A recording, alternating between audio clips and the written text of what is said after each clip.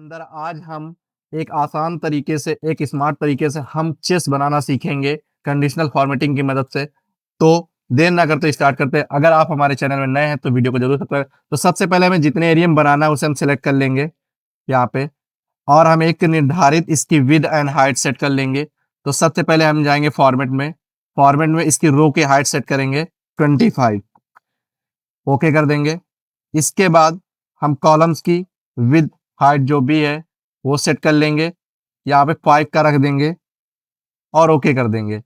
ठीक है। इसके बाद आप जितना एरिया आपको लेना, जितने में चेस बनाना उतना एरिया आप सेलेक्ट कर लीजिए। मुझे इतना बड़ा चेस बनाना है, मैंने सेलेक्ट कर लिया। अब मुझे एक बॉर्डर दे देना है, यहाँ पे एक बॉर्डर दे देंगे। जैसा बॉर्डर अपना देना है बॉर्डर दे देंगे। ठीक है, ये बॉर्डर आया। अब मुझे इस एरिया के अंदर सिलेक्शन बनाना है और मुझे चलना है कंडीशनल फॉर्मेटिंग में। कंडीशनल फॉर्मेटिंग में एक मुझे नया रूल बनाना है।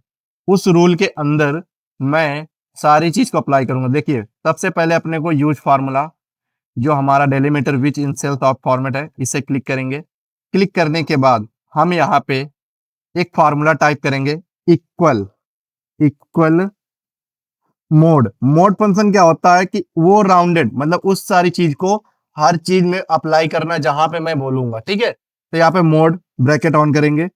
इसके बाद अब मुझे मोड में, अब मुझे कहां पे कलर अप्लाई करना है, तो मुझे रो में अप्लाई करना है। मैं रो फंक्शन ले लूंगा, रो, और ब्रैकेट ऑन करूंगा, क्योंकि मुझे कोई रो में नहीं, मतलब कोई रो नहीं है, मतलब कि एक कंडीशन एक फिक्स नहीं है कि इसी रो में अप्लाई होना है।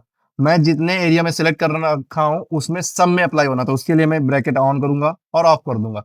इससे पता चलेगा कि हमारे जो एरिया है उस एरिया में आपको रो में अप्लाई करना है। लेकिन अब हमें यहाँ पे पूरे रो में नहीं अप्लाई करना। कंडीशन लगाएंगे, कॉमा 2।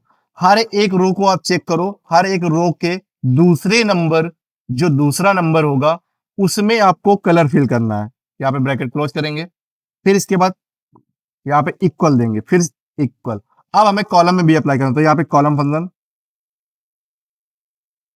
फंक्शन, ठीक है, यहाँ पे कॉलम फंक्शन यूज कर लेंगे। और यहाँ पे हम इसे भी, सॉरी, यहाँ पे मोड फंक्शन यूज करेंगे पहले, मोड, और फिर ऑन करेंगे column function. Column function on करेंगे और ऑफ कर देंगे। इससे भी क्या आएंगे, दूसरी रो में आप कलर अप्लाई करिए और ब्रैकेट क्लोज कर देंगे। इसके बाद यहाँ पे जाएंगे फॉर्मेट में। फॉर्मेट में जाने के बाद हम ब्लैक कलर चूज कर लेंगे बैकग्राउंड का और ओके कर देंगे। ठीक है, इसके बाद ओके करेंगे, और जैसे ओके करेंगे ये देखिए इस तरह का बन गया। ठीक है, एक तरीका अपने पास ये था, हमने इस तरीके स्मार्ट तरीके से हमने इस चेस को बना लिया पूरा। इसके बाद नेक्स्ट दूसरा तरीका क्या है उसको भी हम बताते हैं। तो दूसरे वाले का हम जो यूज करेंगे, तो यहाँ पे कुछ टेक्स्ट लिख लेंगे। यहाँ पे मैंने टेक्स्ट लिख लिया है।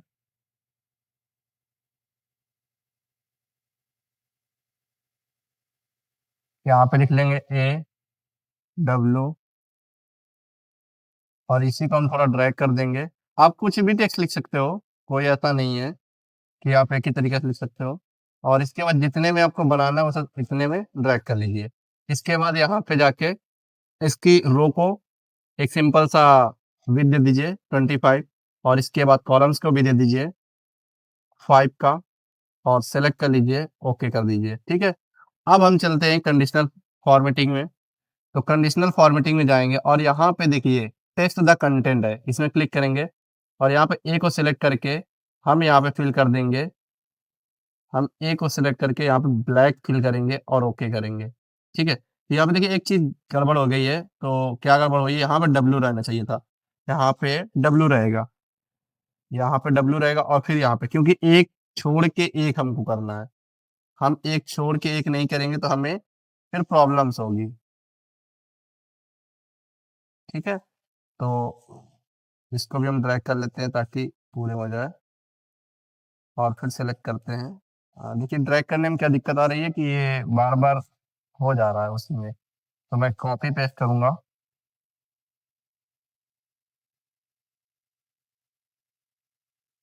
ठीक है, फिर देखिए डब्लू एक ही जगह पे हो गया, एक जगह पे नहीं हो रहा, ऐसा मुझे पेस्ट करना है कि एक जगह पे नहीं आना चाहिए। तो यहाँ पे इन दोनों को हम सेलेक्ट कर लेंगे और इन दोनों को भी हम पेस्ट कर देंगे। ठीक है, अब सही है। अब देखिए छोड़ के एक आ रहा है, ठीक है। अब सेलेक्ट करेंगे, कंडीशनल फॉर्मेटिंग में जाएंगे और यहाँ पे टेक्स्ट को, अब यहाँ पे ए को सिलेक्ट किया है, ए को सिलेक्ट करने के बाद यहाँ पे जाएंगे कस्टम फॉर्मेट, फिर इसका ब्लैंक सेल, फिल वाला, फिल में जाके ब्लैंक सेल सिलेक्ट कर लेंगे, ओके करेंगे और जैसे ओके करेंगे यहाँ पे देखिए अप्लाई हो गया, ठीक है, ये अप्लाई हो गया। अब मुझे यहाँ से इसे सेलेक्ट करना है, बॉर्डर अप्लाई कर देना है और इसके बाद ये जो डब्लू है इसके लिए हम यूज करेंगे कंट्रोल प्लस